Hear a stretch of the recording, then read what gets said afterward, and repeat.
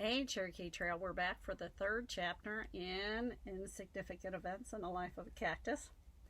I decided to move it outside because it's so nice out, and I heard it's going to snow, so we need to take advantage of getting outside right now. We left Avon. They had just arrived in Phoenix, or outside of Phoenix, at the Stagecoach Pass theme park. And remember, Mom and Dad, Dad had lost his job, but he was offered a position to run the theme park, but that meant they had to move from Kansas to Phoenix, Arizona. You were going to sort of look up what was the route that it would take them to get from Kansas, which is just to the east of Colorado, to Arizona, which is located southwestish of, next to New Mexico's below us, and then Arizona. So how many of you figured out how long it was going to take? Yeah, it's pretty long, even though they say they did it in one day, and they ended up in Kansas. And they had to pack everything they had to get rid of. They probably had like a garage sale to get rid of all their stuff. And now her grandmother lives in Kansas, so that's probably going to be hard for her to leave her grandmother who lives there.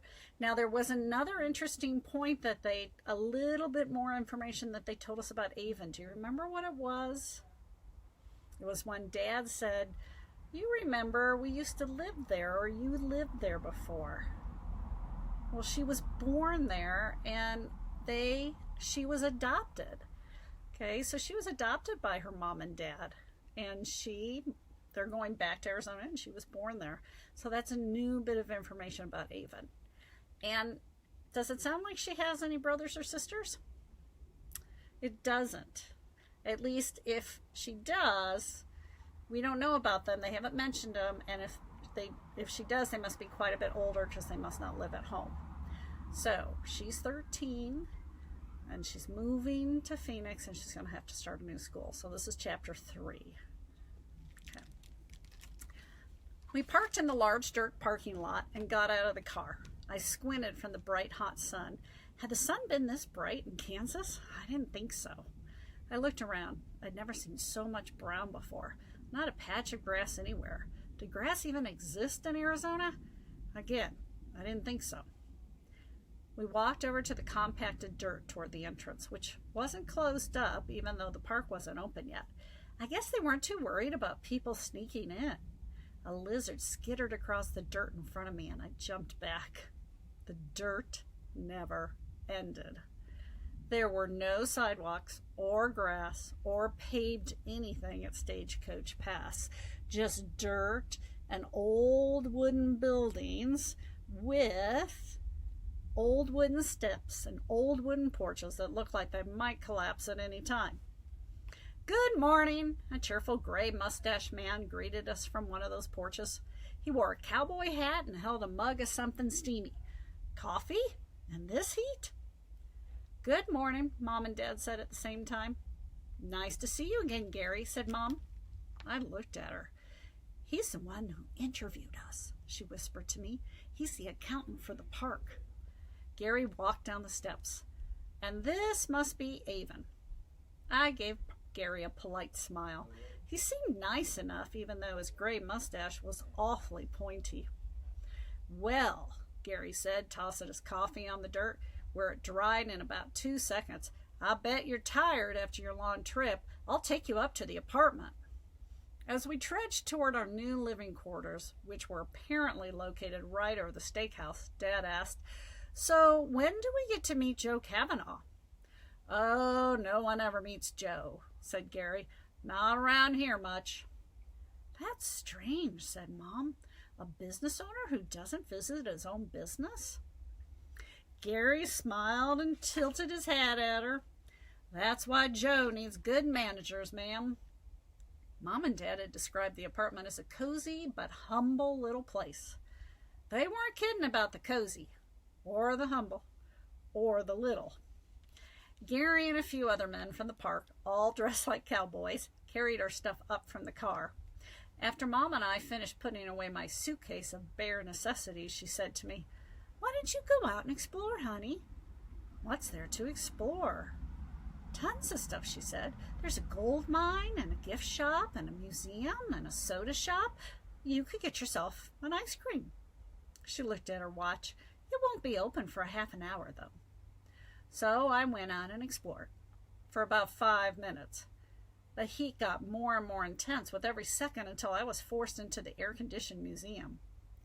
The museum was actually more like a room. Just one room with picture-covered walls and a few artifacts in glass cases. These artifacts included a collection of stone arrowheads, and some broken Navajo pottery pieces, a pistol from the 1800s, a pair of old spurs, and a genuine dead tarantula with an information board that shared facts like tarantulas have no teeth, so they use their venom to liquefy their prey and suck up the liquid nastiness directly into their stomachs. How awesome is that? I scanned the framed photographs on the walls, the old wooden floorboards creaking under my feet. Most of the pictures were black and white, taken a long time ago when Stagecoach Pass first opened. It looked like it was quite the place back then. Crowds and rodeos and even parades on Main Street. Then I came to an empty space on the wall where it seemed a picture had been removed. The nameplate beneath the empty space had been left up and said, "The Cavanaughs, Stagecoach Pass, 2004. I looked around at the rest of the photos and each of their nameplates, but I couldn't find any more of the Cavanaughs. I thought about what Gary had said. No one ever meets Joe. And I wondered why. "There you are," Dad said from behind me. "I've been looking for you." I turned around, just getting some cool air. "Don't worry," Dad wiped the sweat from his forehead. "It will cool down soon." "Guess what?" "What?" "The rodeo arena is all closed down, so I thought we could set up a soccer goal out there and practice." "That sounds great. You want to go kick the ball around now?" "Isn't it too hot?" "Never. Plus, we can keep cool with ice cream." "What if I get a sunburn?"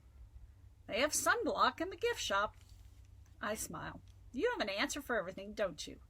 Dad put an arm around me and led me into the gift shop.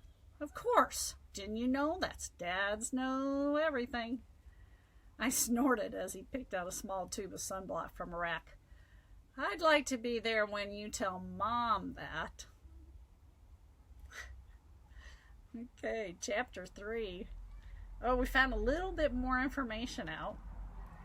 So, the Stagecoach Pass. What do you think of it? What does Avon think of it?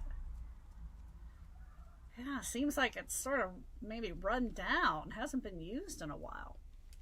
I mean, not very many people there, not very many crowds, not very well kept up, sort of old. Like the stairs were old, the boards were old. What about where they're living? Yeah, they're living in an apartment. Where is it? Yeah, it's up above the steakhouse. So, and is it like big like their house was in Kansas, you think? Yeah, it doesn't sound like it. Sounds like it's small and, you know, not very nicely decorated. But they are all together. And they get sort of cool. You get to live in an amusement park, so maybe that'd be sort of fun. A theme park. What about the guy who met them? What was his name again? Gary. Right, Gary. Yeah. Yeah, what was he dressed up like? Yeah, sort of like cowboy. And it seemed like the other people who worked there too were dressed up like cowboy. So that must be the theme. Of course, Stagecoach Pass with the theme. And she's already wandered in to what building? So yeah, she wandered into the museum. And now there was something that pointed to maybe what is going to be part of the mystery. Right, there's one picture missing on the wall. And it's from the year 2004, and it says the name, the Cavanaughs. Now remember, the owner, wasn't his name Joe Cavanaugh? But they said he never comes. So I wonder what has happened if they owned the theme park, but they never come and they took their picture down. I wonder what happened. Okay, I think that's going to be part of the mystery. Well, and also there was one animal that she talked about, and this is going to be part of the story later on too. Do you remember what it was? And she thought it was pretty awesome, even though it sort of sounded yucky. Yeah, it was a dead tarantula. And then it had like a whole little information about it. You could look that up on the internet about tarantulas, see if that's actually correct, what they said was true. Yeah. Yeah, and I know, and we actually have a lot of books in the library when we get back to school on insects. You can definitely look up tarantulas in there. But remember, it said, what did it say about that tarantula? They have no teeth, which is sort of interesting, because I thought they were poisonous and they could bite you. So, but it says they use their venom to liquefy their prey, so they must like spit it at you and suck up the liquid nastiness directly into their stomachs. But she said, how awesome is that? So she's sort of fun.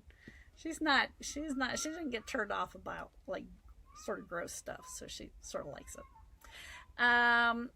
Okay, so it's hot in Arizona, but sounds like she's going to go play some soccer with Dad, because right now they don't have the rodeo going on, so the field is all open. If you've ever been to a rodeo, it's usually a really big space and usually dirt, and it's got a big fence around it, maybe some stadium seating so people can watch the show. Yeah, so not such a bad first day, right?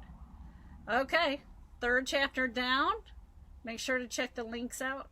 They should say chapter 1, chapter 2, and chapter 3. And we will catch you on chapter 4. Have a great afternoon. Bye, guys.